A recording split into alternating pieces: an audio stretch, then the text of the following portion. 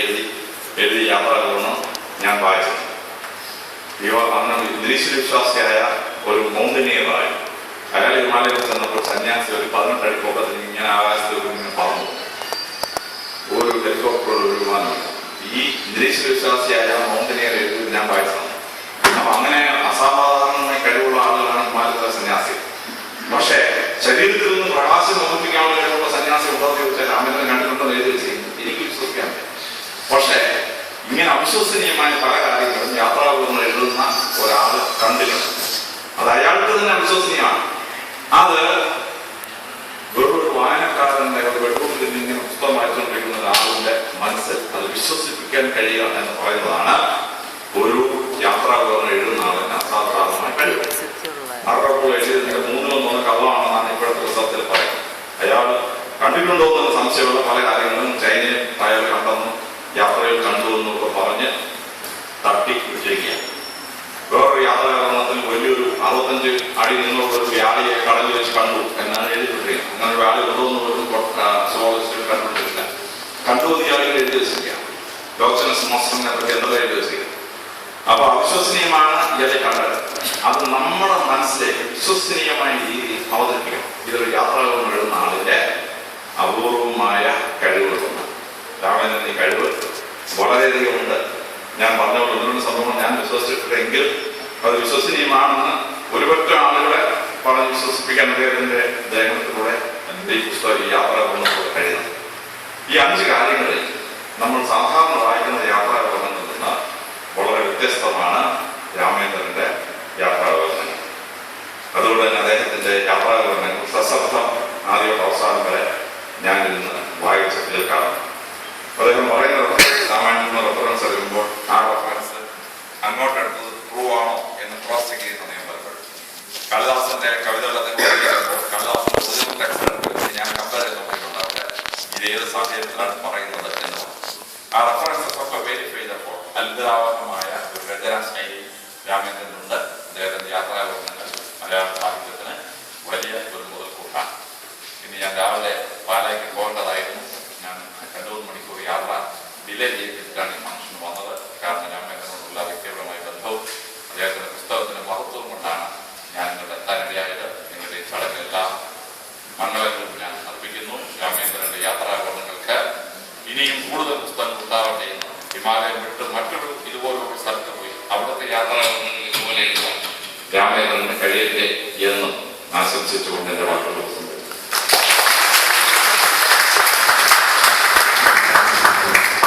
ദേവഭൂമിയിലൂടെ എന്ന പുസ്തകം രചിച്ച ശ്രീ MK രാമചന്ദ്രനെ പൊന്നാടി അണിച്ച് ആദരിക്കുന്നതായി തുല്യ സ്മാരക സമിതിയുടെ മുഖ്യ സ്ഥാനത്ത് ശ്രീ G. ഗോപിനാഥ് നായർ സാറിനെ ആദരപൂർവ്വം ക്ഷണിച്ചു. കാലഘട്ടത്തിൽ പ്രസിദ്ധീകരിച്ച ശ്രീ MK രാമചന്ദ്രന്റെ ദേവഭൂമിയിലൂടെ എന്ന പുസ്തകം ലെവി കോളേജിലെ കൗണ്ടിൽ നിന്ന് ഏവർക്കും മാറുന്നതാണ്. കിളിപ്പാട്ട് മാസികയുടെ വിവേകാനന്ദ സാംസ്കാരിക കേന്ദ്രത്തിന്റെയും സംയുക്ത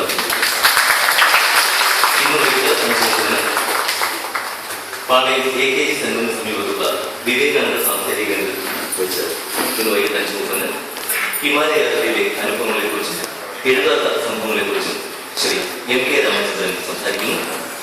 എല്ലാ സഹൃദയരെയും വിവേകാനന്ദ സാംസ്കാരിക കേന്ദ്രത്തിലെ ഈ ചടങ്ങിലേക്ക് സാദരം ക്ഷണിച്ചു. ഇനി ശ്രീ MK രാമചന്ദ്രൻ മറുപടി പ്രസംഗത്തിനായി ക്ഷണിച്ചു.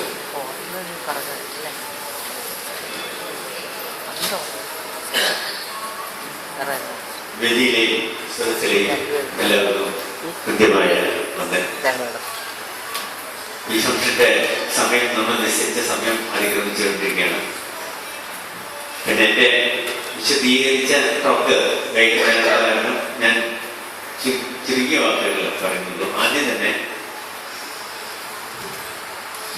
ഈ പുസ്തകം മഹാരാജാവ് തിരുമനസ്സുകൊണ്ട് പ്രകാശനം ചെയ്തതിന് ഉള്ള സന്തോഷം ഞാൻ നിങ്ങളായിട്ട് പങ്കുവയ്ക്കുന്നു. കേരളത്തിന്റെ സാംസ്കാരിക തലസ്ഥാനം ഞങ്ങളൊക്കെ പറയാം തൃശ്ശൂർ എന്നൊക്കെ പറയാറുണ്ട്. പക്ഷെ എനിക്ക് തോന്നുന്നു അത് തിരുവനന്തപുരമാണ്. അപ്പൊ അതിൻ്റെതായ കുറെ കാരണങ്ങൾ. അപ്പൊ ഇവിടെ വെച്ച് ക്യാപിറ്റലിൽ വെച്ച് ഇതിന്റെ പ്രകാശനം നടത്താൻ സാധിച്ചതിന് വളരെ സന്തോഷമുണ്ട്. ഡോക്ടർ അലക്സാണ്ടർ ജേക്കബ് സാർ പറഞ്ഞ ഒരു കാര്യത്തിന് ഞാനിപ്പോൾ ഒരു ക്ലാരിഫിക്കേഷൻ ആവശ്യമാണ്. അദ്ദേഹം പറഞ്ഞ ആ സന്യാസിയുടെ പുറത്തു നിന്ന് വരുന്ന പ്രകാശം ഞാൻ കണ്ടതല്ല, അത് ആ ബുക്ക് വായിച്ചവർക്കറിയാം. 1962 ഇന്ത്യ ചൈന വാറില് ഇന്ത്യൻ പോസ്റ്റിൽ നിന്ന്, ഇന്ത്യൻ ആർമി പോസ്റ്റിൽ നിന്ന് പിൻവാങ്ങി ഓടിപ്പോയ ഒരു ഇരിഞ്ഞാലക്കുടക്കാരനായ ഒരു ക്യാപ്റ്റൻ അവസാനം വഴി തെറ്റി ലഡാക്ക് ഹിമാലയത്തില് അലഞ്ഞു തിരിഞ്ഞ് നടക്കുമ്പോൾ 3 ദിവസം വെള്ളവും ഭക്ഷണമായിരുന്നു ഒന്നും കഴിക്കാതെ നടക്കുമ്പോൾ അദ്ദേഹം അകലെ ഒരു ഗുഹയിൽ നിന്ന് ഒരു പ്രകാശം കണ്ട് അങ്ങോട്ട് എത്തിപ്പെടുകയാണ്. അവിടെ ചെല്ലുമ്പോൾ ഒരു സന്യാസിയുടെ പുറത്തുനിന്നാണ് ഈ പ്രകാശം വരുന്നത്. ഇത് ഈ ആർമി ക്യാപ്റ്റൻ പിന്നീട് അവസാനം അപ്പൊ ഈ സന്യാസി അവിടെ പൂജയിലെ വെള്ളവും കുറച്ച് സാധനങ്ങൾ വെച്ചിട്ടുണ്ട്, അതെടുത്ത് കഴിക്കുന്നു. ഇവര് സുഖമായിട്ട് ദേഹം വന്നു. പിറ്റേ ദിവസം കാലത്ത് ഇനി എങ്ങോട്ട് പോകണമെന്ന് ചിന്തിച്ച് നോക്കുമ്പോൾ മഞ്ഞില് ഏരോ വരച്ചിട്ടുണ്ട് ഡയറക്ഷൻ. ആ ഡയറക്ഷനിൽ യാത്ര ചെയ്തിട്ട് അദ്ദേഹം ഇന്ത്യൻ മണ്ണിൽ, അങ്ങനെയാണ് അദ്ദേഹം രക്ഷപ്പെട്ടത്. ഇത് ഇദ്ദേഹത്തിന്റെ ഈ ആർമി ക്യാപ്റ്റന്റെ ആ അനുഭവമാണ് ഞാൻ തപോഭൂമി ഉത്തരാഖണ്ഡിലെ എഴുതി. അല്ലാണ്ട് അത് ഞാൻ അലക്സാണ്ടർ ജേക്കബ് സാർ പറഞ്ഞത് ഞാൻ കണ്ടതല്ല, ഞാൻ കണ്ട അനുഭവം വേറെ ഇല്ല. അത് ഞാൻ 3ാമത്തെ ബുക്കിൽ ആദ്യ കൈലാസ് യാത്രയിൽ പറഞ്ഞിട്ടുണ്ട്. കാക്കി എന്ന് പറയുന്ന ഒരു യോഗിനിയമ്മ തൻ്റെ ദേഹം മുഴുവനും ഒരു 25 മിനിറ്റ് കൊണ്ട് അഗ്നി തീക്കട്ട പോലെ ജപിച്ച് നിർത്തിയ ഒരു സംഭവം ഞാൻ പറഞ്ഞു. അത് അത് 3ാമത്തെ ബുക്കിൽ എഴുതി കഴിഞ്ഞപ്പോൾ കേരളത്തിൽ നിന്ന് ശ്രീനാരായണ ഗുരുദേവന്റെ ശിഷ്യന്മാരിൽപ്പെട്ട കോട്ടുകോഴി വേലായുധൻ എന്ന് പറഞ്ഞ ഒരാള് ഒരു ഈ ഗ്രന്ഥം ജീവചരിത്രം എഴുതിയിട്ടുണ്ടെന്നും ഇയേഴ്സ് ബാക്ക് അതില് ഈ ശ്രീനാരായണ ഗുരു കാണിച്ച ഒരു ക്രാഫ്റ്റ് ഇതിനെ കുറിച്ച് അതിൽ വിശദമായിട്ട് പറഞ്ഞു തന്ന ഒരാള് എന്നെ വിളിച്ചു. അവസാനം ഞാൻ ആ ഗ്രന്ഥം എനിക്ക് കിട്ടി. അതിൽ പറഞ്ഞിരിക്കുന്നത് സാധാരണഗതിയിൽ ശ്രീനാരായണ ഗുരു പോകുമ്പോൾ ശിഷ്യന്മാർ കൂടെ ഉണ്ടാവുമ്പോഴും രാത്രി അദ്ദേഹം ഒറ്റയ്ക്ക് മാത്രമേ പുറമേരുള്ളൂ, ഒരാളിൽ കൂടെ കിടത്താറില്ല. പക്ഷെ ആ പെർട്ടിക്കുലർ ഡേ ഈ കൊല്ലം ഭാഗത്തിലൂടെയുള്ള യാത്രയിൽ കുടിലിലെ അന്തി ഉറങ്ങിക്കുന്നു. അതിലൊരു മുറി മാത്രമേ. അപ്പൊ ഈ ശിഷ്യനും അവിടെ കിടും. അത് തോരാത്ത മഴ പെയ്യുന്ന രാത്രിയായിരുന്നു. ഒരു 2 മണിക്ക് 2:30 മൂത്രശങ്ക നോക്കി തോന്നി ഈ ശിഷ്യൻ എഴുന്നേറ്റപ്പോ ഈ ശ്രീനാരായണ ഗുരുദേവൻ ഇരിക്കുന്ന കിടന്നിരുന്ന പായയിലെ ഒരു അഗ്നിയുടെ രൂപം ഇങ്ങനെ ജ്വലിച്ചിരിക്കും. ആദ്യം ഞെട്ടിയെങ്കിലും പിന്നീട് അദ്ദേഹത്തിന് മനസ്സിലായി അത് ശ്രീനാരായണ ഗുരുവാണ്. അതിന് അദ്ദേഹം അതിന് തൊഴുത് വെളിച്ചമാണ് ഇരുന്നത്. ബ്രാഹ്മണത്തൊക്കെ ആയപ്പോൾ ഈ കനല് കെടുന്ന മാതിരി ഇതിങ്ങനെ കെട്ട് അത് ഗുരുദേവൻ എഴുന്നേറ്റു. അപ്പൊ ശിഷ്യൻ കാൽക്കൽ വീണ് നമസ്കരിച്ചപ്പോൾ അദ്ദേഹം പറഞ്ഞു, ഇതുകൊണ്ടാണ് ഞാൻ ആരും കൂടെ കെടുത്താത്തത്.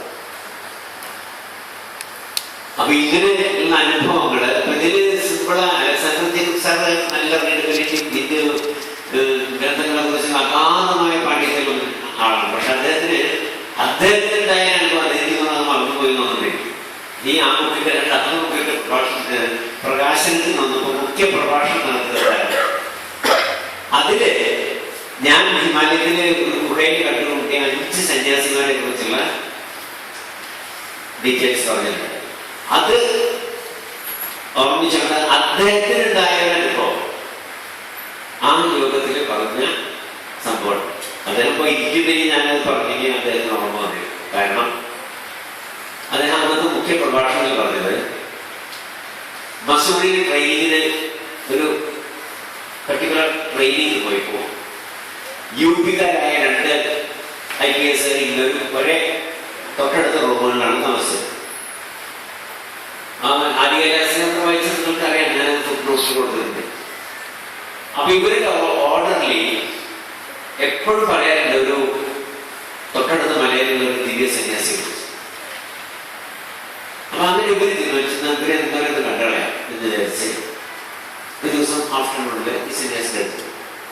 അപ്പൊ മലയുടെ ടോപ്പില് ഒരു തോർത്ത് മാത്രം ചെയ്ത് ഒരു ഷോൾ കുറച്ച് ഒരു മുടിയില് ഒരു വെല്ലിച്ച ഒരു രൂപത്തിലൊരു മനുഷ്യൻ സന്യാസി ചെയ്യുന്നത്. ഇവര് പറഞ്ഞു ജസ്റ്റ് പരിചയപ്പെടാമെന്നാണ് എന്ന് പറയുമ്പോൾ ആ സന്യാസി തൻ്റെ പഴയ നോട്ട് ബുക്കിൽ ഒരു പേജ് കീറി അതിൽ 3 ഭാഗമാക്കി അവിടെ ഒരു പെൻസില് ഒരു പെനുണ്ട് ഈ 3 എന്തോ എഴുതി അത് മടക്കി ഭദ്രമായിട്ട് ആദ്യം അലക്സാണ്ടർ ചെയ്തു, രണ്ടാമത്തെ ഒരെണ്ണം ആ UP-കാരൻ രണ്ടാമത്തെ ഒരെണ്ണം, അത് കഴിഞ്ഞിട്ട് അത് പോക്കറ്റിലുള്ളതാണ്. അതൊരു സംഭാഷണം തുടങ്ങി. അരമണിക്കൂർ സംഭാഷണം പലരും ചോദിച്ചറിയാനുണ്ടായിരുന്നതൊക്കെ കഴിഞ്ഞപ്പോൾ ഇവർ പോകാനായിട്ട് എഴുന്നേറ്റു. അപ്പോൾ ഈ സന്യാസി പറഞ്ഞു, അലക്സാണ്ടർ ജേക്കബ് സാറിനോട് പറഞ്ഞു, അന്ന് മനസ്സിലെ ഒരു വാചകം ഒന്ന് ചിന്തിക്കണം. അലക്സാണ്ടർ ജേക്കബ് ചിന്തിച്ചു, ഗോഡ് ഈസ് ഗ്രേറ്റ്. എന്താ ചിന്തിച്ചെന്ന് ചോദിച്ചു, ഗോഡ് ഈസ് ഗ്രേറ്റ് എന്ന് ചോദിച്ചു. ഓക്കെ, ആ പോക്കറ്റിലിട്ട ആ തുണ്ട് തുറന്നു നോക്കൂ. അദ്ദേഹം പോക്കറ്റിലിട്ട തുണ്ട് തുറന്നു നോക്കുമ്പോൾ ഗോഡ് ഈസ് ഗ്രേറ്റ്. രണ്ടാമത്തെ UP-കാരൻ ശ്രീകൃഷ്ണന്റെ എന്താണ് എഴുതി, അദ്ദേഹം നോക്കിയപ്പോൾ അതിന് മൂന്നാമത്തെ ആൾ നോക്കുമ്പോൾ തന്നെ ഈ അനുഭവം നമ്മുടെ IG സാർ അവിടെ പറഞ്ഞത് ഞാൻ മൂന്നാമത്തെ ബുക്കിന്റെ നോക്കി കൊടുത്തിട്ടുണ്ട്. അപ്പോൾ ചിലപ്പോൾ മറന്നുകൊണ്ടോ പറഞ്ഞത്.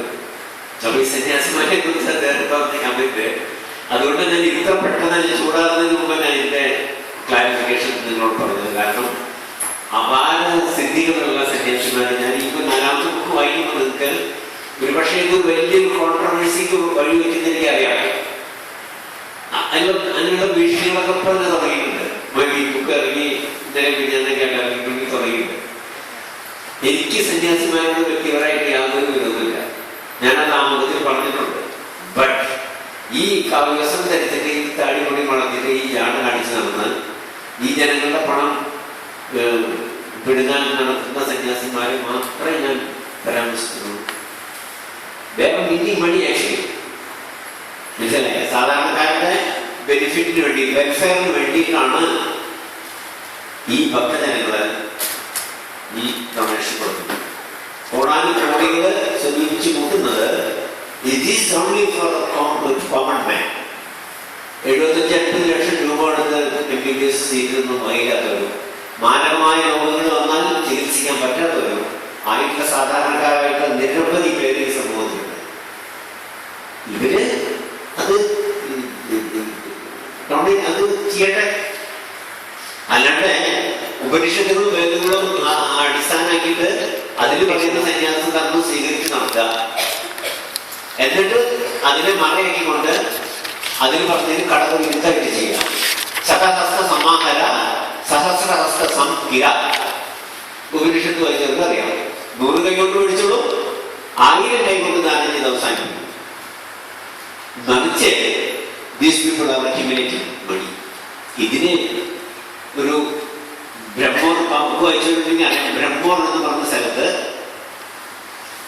5 സന്യാസിമാർ, അവരത്ര ദിവ്യ സന്യാസിമാരൊന്നുമില്ല, ബട്ട് ഹൈലി ഇന്റലക്ച്വൽ ആയിട്ടുള്ള സുപ്രീം കോടതിയിൽ നിന്ന് റിട്ടയർ ചെയ്യുന്ന ഒരു ജഡ്ജി, ഡയറക്ടർ ടാക്സസ് ബോർഡിൽ നിന്ന് റിട്ടയർ ചെയ്ത ആൾക്കാർ, ഹൈക്കോടതിയിൽ നിന്ന് റിട്ടയർ ചെയ്ത ജഡ്ജി, അങ്ങനെയുള്ള ആൾക്കാരുടെ ജീവിതത്തിന്റെ അവസാനത്തിൽ താങ്കും കർണനില്ല എന്നുള്ളൊരവസ്ഥ വന്നപ്പോൾ ഡീസൻ്റായിട്ട് വിഷാന്തരികളല്ല, അവരവരുടെ ആവശ്യത്തിന് പണം ബാങ്കിൽ നിക്ഷേപിച്ച്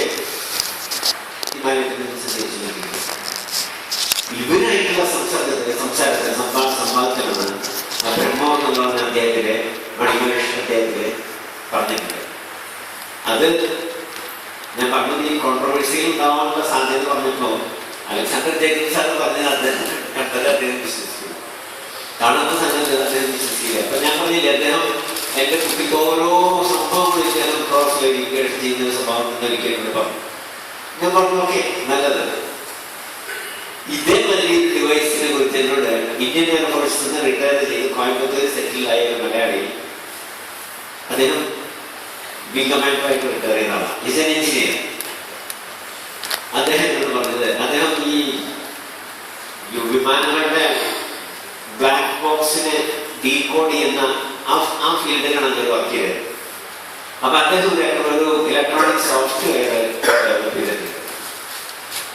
ഇത് അദ്ദേഹം വെച്ചിട്ട് നല്ല അത്ഭുതകരമായി അത് പാറ്റന്റൊക്കെ എടുക്കാനുള്ള ശ്രമം അമേരിക്കയിൽ നടക്കുന്നുണ്ട്. ഇതെന്തെന്ന് വെച്ചാൽ ഈ ഒരു സാധനം ഈ നുണ പറയുന്ന യന്ത്രം എന്ന മാതിരി ഇദ്ദേഹം അതിൻ്റെ ഒരു സോഫ്റ്റ്വെയർ ഉണ്ടാക്കിയിട്ടുണ്ട്. അപ്പൊ ഈ ബുക്കുകളിലെ ഓരോ സംഭവങ്ങളും വായിച്ചിട്ട് ഇത് തിരികെ ഫീഡ് ചെയ്താൽ റെഡും പച്ചയും ഗ്രീനും ലൈറ്റിന്റെ റെഡ് കത്തിയാൽ അത് ശരിയല്ല, പച്ച കത്തിയാൽ അത് ശരിയാണ്.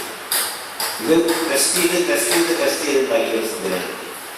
അപ്പൊ അങ്ങനെ ഓരോ തരത്തിലും അദ്ദേഹം നോക്കി ഈ ബുക്കില് പറഞ്ഞ വിഷയങ്ങളില് ബദരീനാഥത്തെ നടടയ്ക്കുമ്പോ കത്തിച്ചു വയ്ക്കുന്ന വിളക്ക് 6 മാസം കഴിഞ്ഞിട്ട് നട തുറക്കുമ്പോഴും അത് കത്തിക്കൊണ്ടിരിക്കുമെന്ന് ഞാൻ അതിൽ പറഞ്ഞിട്ടുണ്ട്.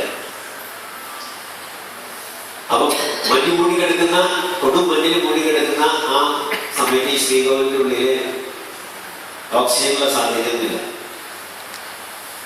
ആ ഒരു സംഭവം ഈ യന്ത്രം റിജക്ട് ചെയ്യുന്നത് ഈ വിംഗമായിട്ട് പറയുന്നത്.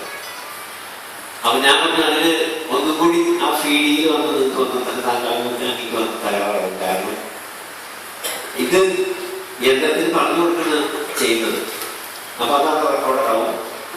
അപ്പോഴാണ് ഇത് ശരി തെറ്റ് എന്നുള്ള ഇത് വരുന്നത്. ഒരുപക്ഷെ അദ്ദേഹം ആ തിരി എങ്ങനെയാണ് കിണക്കുന്നതെന്നും ഓരോ മാസം ഇത്ര കത്തുമ്പോൾ ഇടത്തേക്ക് ഇങ്ങനെ വരുന്നതൊന്നും കൃത്യമായിട്ട് പറഞ്ഞിട്ടാവില്ല തോന്നുന്നിരിക്കും. ബദ്രീനാഥിന്റെ സംഭവം ബദ്രീനാഥിലൊക്കെ പോയി 100 കണക്കിന് ആൾക്കാരെ കുടിക്കാം. അതവർക്ക് അറിയാവുന്ന കാര്യമുള്ളൂ. അപ്പോ കൂടുതൽ നമുക്ക് വൈകുന്നേരം സംസാരിക്കാം. എന്റെ യാത്രയുടെ ഒരു 25% പോലും ബുക്കായിട്ട് വന്നിട്ടില്ല. അപ്പൊ അത്രയും റിച്ചായിട്ടുള്ള എക്സ്പീരിയൻസുകളാണ്. സന്യാസിമാരെയും അവരുടെ സമൂഹത്തെ കുറിച്ചും അവരുടെ സുപ്രനാശന ഭാവനെ കുറിച്ചും ഞാൻ എഴുതുന്നതിന് ഒരു 150 വർഷം മുമ്പെങ്കിലും വെസ്റ്റേൺ റൈറ്റേഴ്സ് എഴുതിയിട്ടുണ്ട്. ഇതൊന്നും എനിക്കറിഞ്ഞൂടായിരുന്നു, നമ്മൾ മലയാളി സമൂഹത്തിന് അറിഞ്ഞൂടായിരുന്നു. ഈ പോൾ ബ്രണ്ടന്റെ ഒക്കെ ബുക്കുകൾ വായിക്കുമ്പോഴാണ് ഇതൊക്കെ അതിന് ശേഷമാണ് ഞാൻ വായിച്ചത്. എനിക്ക് അനുഭവം കഴിഞ്ഞ ശേഷം. അപ്പൊ നമുക്ക് ഇതിനെ കുറിച്ചുള്ള അറിവ് വളരെ പരിമിതമാണ്. വേൾഡ് ക്ലാസിക് ആയിട്ടുള്ള കൃതികളൊക്കെ മലയാളത്തിലേക്ക് തർജ്ജമ കൊണ്ടിട്ടുണ്ടെങ്കിലും ഇതേമാതിരി ഡാൻസിംഗ് ഇൻ ദ വൈൽഡ് എന്നൊരു ബുക്കുണ്ട്. It's A wonderful. അതൊന്നും ഇപ്പൊ കോപ്പി കിട്ടാനില്ല. അപ്പൊ ഹിമാലയം എന്ന് പറഞ്ഞ അത്ഭുത സാമ്രാജ്യവും അതിനുള്ളിൽ നടക്കുന്ന ഈ സൂപ്പർ നാച്ചുറൽ പവറുള്ള സന്യാസിമാരും ഇതെങ്ങനെയാണ് ഈ പവർ അറ്റാച്ച് ചെയ്യുന്നത്, എന്താണ് ഇതിന്റെ മാർഗം, ഇതൊക്കെ നമുക്ക് വൈകുന്നേരം വിശദീകരണത്തിൽ പറയാം. ഈ ചടങ്ങിൽ എത്തിച്ചേർന്നാണ് നിങ്ങൾക്ക് ഏറ്റവും അദ്ദേഹത്തിന്റെ ഭാഷയിൽ ഞാൻ നിങ്ങളോട് നന്ദി പറയുന്നു. കാരണം ഈ ബുക്ക് വായിച്ചിട്ട് എന്റെ ബുക്കുകൾ വായിച്ചിട്ട് എന്നെ ഏറ്റവും വിളിച്ചിട്ടുള്ള ആൾക്കാർ തിരുവനന്തപുരത്താണ്. തിരുവാങ്കൂർ വെളിച്ചെന്നാണ്. തിരുവനന്തപുരം, കൊല്ലം, കോട്ടയം ആ ഏരിയ ഏറ്റവും ബുക്ക് ചെലവായി പോയിരിക്കുന്നത് തിരുവനന്തപുരം. അപ്പൊ നിങ്ങളോട് നേരിട്ട് കാണാനും ഈ 4ാമത്തെ ബുക്കിന്റെ ഈ പ്രകാശനം എഴുതുന്ന പിന്തിരിഞ്ഞെന്ന് പോയ ആളാണ് ഞാൻ. അത് വേറെ വിഷയമാണ്. അപ്പൊ എങ്കിൽ ഇതിവിടെ പ്രകാശനം തന്നാലും അതിൽ സഹായിക്കാനും ഒരു ചുരുങ്ങിയ ഷോർട്ട് ഹോളില് ഈ ഹാളിൽ ഫുള്ളായിട്ട് ആൾക്കാർ വരാനൊക്കെ ഇടയായിരിക്കില്ല. സന്തോഷമുണ്ട്. നിങ്ങളുടെ എല്ലാ വിധത്തിലുള്ള പിന്തുണയും തുടർന്നും ഉണ്ടാവുമെന്ന് ആഗ്രഹിക്കുന്നു. നിങ്ങൾക്ക് എല്ലാവർക്കും നന്ദി, നമസ്കാരം.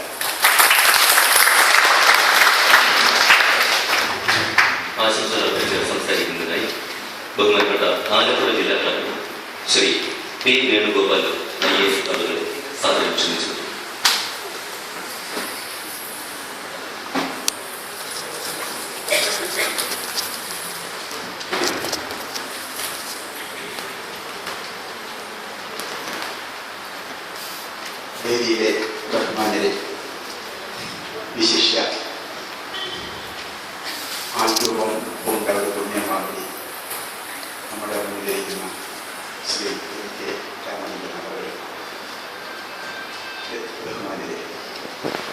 ശരിക്കും എനിക്ക് പറ്റിയ ഒരു പ്രസംഗ വേദിയുണ്ട്. എങ്കിൽ പോലും രണ്ട് വാക്ക് പറയാതിരിക്കുന്നത് ശരിയല്ല. ഞാൻ മതിയാണ്. ഈ ഒരു പ്രകാശന കർമ്മത്തിൽ പങ്കെടുക്കണം എന്നെനിക്ക് നിർബന്ധമുണ്ടായിരുന്നു. നമുക്ക് അറിയാത്ത വഴികളിലൂടെ നമ്മുടെ മനസ്സിനെ അനുസന്ധാവനം ചെയ്യിച്ച ആളാണ് ഈ പുസ്തകത്തിൻ്റെ രചയിതാവ്. നമുക്ക് കിട്ടിയ നമ്മുടെ ജീവിതത്തിൻ്റെ വലിപ്പം, അതിൻ്റെ വില എന്ത് എന്ന് നമ്മൾ അറിയുന്നത് ശരിക്കും ഒരു മനുഷ്യ ശരീരം കിട്ടാൻ വേണ്ടി ഈ പ്രപഞ്ചത്തിലുടനീളം എത്ര സോൾസ് തിക്കി നിൽക്കുന്നു എന്നറിയാനുള്ള ഒരു ബോധം നമ്മുടെ ഉള്ളിൽ ഉണ്ടാവുകയുള്ളൂ. എങ്കിൽ മാത്രമേ ഉള്ളൂ ഈ ദുർലഭമായിട്ട് കിട്ടിയ നമ്മുടെ ശരീരത്തിൻ്റെ വിലയും അതിൻ്റെ വലിപ്പം അറിയാതെ നമ്മൾ ദുർവിനിയോഗം ചെയ്യുന്ന സമയത്തിൻ്റെ വിലയും നമുക്ക് മനസ്സിലാവും. കിട്ടിയ സമയത്തിൽ നമ്മൾ യാത്ര ചെയ്യുമ്പോൾ യാത്രയുടെ ലക്ഷ്യം എന്തെന്നറിയാതെ യാത്ര ചെയ്യുന്ന ഒരു പഥികൻ ആയി നമുക്ക് യാത്ര ചെയ്യാം. ശരിക്കും ലക്ഷ്യബോധത്തോടെയും നമുക്ക് യാത്ര ചെയ്യാം. എന്നെങ്കിലും ഒരു കാലത്ത് എല്ലാവരും ലക്ഷ്യത്തിലെത്തുമെങ്കിലും ലക്ഷ്യം അറിഞ്ഞ് യാത്ര ചെയ്യുന്ന ഒരു സഞ്ചാരിയുടെ വ്യത്യാസം ഉണ്ടാവും. ഈ ഹാളില് ഇന്ന് ഈ പ്രകാശന കർമ്മത്തിന് ഇവിടെ എത്താൻ കഴിഞ്ഞത് തന്നെ നിങ്ങളുടെ ഓരോരുത്തരുടെയും മനസ്സിലെ ലക്ഷ്യബോധം എന്തെന്ന് കാണിക്കാം. തിരഞ്ഞെടുത്ത പന്ഥാവ് ശരിയാണെങ്കിൽ ഇനി യാത്ര ചെയ്യുകയാണ് നമ്മുടെ ധ്യാനം. ഈ പുസ്തകങ്ങളിലൂടെയും അല്ലാതെയും ഒക്കെ നമ്മൾ ധരിക്കുന്ന ഒരുപാട് സിദ്ധരും ഒക്കെ ഉണ്ട്. അതിനകത്തൊന്നും വലിയ കാര്യമില്ലെന്ന് ഞാൻ മനസ്സിലാക്കിയിരിക്കുന്നു. ഈ ശ്രീചക്ര പൂജ ചെയ്യുന്ന ആളുകളെ സംബന്ധിച്ചിടത്തോളം അവർക്കറിയാം ശ്രീചക്രത്തിൻ്റെ 9 ആഭരണങ്ങളിൽ ആ ഗോപുരത്തിൽ ആദ്യത്തെ രേഖയിലാണ് ഈ അണിമാതി 10 സിദ്ധികളെ വിന്യസിച്ചിരിക്കുന്നത്. ഈ അണിമാതി 10 സിദ്ധികളുടെ അനുഗ്രഹം കൊണ്ടാണ് ഇന്ദ്രാദികളായ ദേവകള് അവരുടെ കർമ്മങ്ങളും അവരുടെ ഐശ്വര്യവും അനുഭവിച്ചു. അങ്ങനെ നമ്മൾ നോക്കിയാൽ ഒരു ഉപാസകനെ സംബന്ധിച്ചിടത്തോളം ഈ സിദ്ധികൾ എന്ന് പറയുന്നത് തുടക്കത്തിൽ മാത്രം പ്രാധാന്യമുള്ള കാര്യമാണ്. പിന്നെ അത് കഴിഞ്ഞ് എത്ര ആഭരണങ്ങൾ കയറി പോകുമ്പോഴാണ് ശ്രീ മഹാദേവി ബിന്ദുവില് മഹാകാമേശ്വരന്റെ അംഗത്തിൽ ഇരിക്കുന്നത് എന്ന് ബോധ്യം. അങ്ങനെയുള്ള ഒരാള് ഈ സിദ്ധിയുടെ പിറകെയോ സിദ്ധി കാണിക്കുന്നതിലോ ഭ്രമിച്ച് വശാലില്ല. ഹൈന്ദവ തത്വം എന്ന് പറയുന്നത് അല്ലെ സനാതന ധർമ്മം എന്ന് പറയുന്നത് ഈ സിദ്ധികളല്ല. കാലം എന്ന് പറയുന്ന ആ പ്രക്രിയ സ്വശരീരത്തിലാണെന്ന് മനസ്സിലാകുന്നത്, മഹാകൈലാസം സ്വന്തം ശിരസാണെന്ന് തിരിച്ചറിയുമ്പോൾ നമ്മുടെ ഉള്ളിൽ ഒരുപാട് മാറ്റങ്ങൾ ഉണ്ടാവും. പിന്നെ നമുക്ക് അഹത ഒരുപാട് കുറയും. നമ്മൾ ഈ ലോകത്തെ കാട്ടിക്കൂട്ടുന്ന പലതിനെയും നമ്മൾ റീവിസിറ്റ് ചെയ്യും. എല്ലാ ആശംസകളും തരുന്നു. ഭാഗ്യങ്ങളുടെ നമ്മുടെ ഇടയിലേക്ക് കടന്നു വന്ന ഈ മാർഗം സ്വീകരിക്കുക എന്ന് മാത്രം പറഞ്ഞുകൊണ്ട് ഞാൻ അവസാനിപ്പിക്കുന്ന മാർഗം.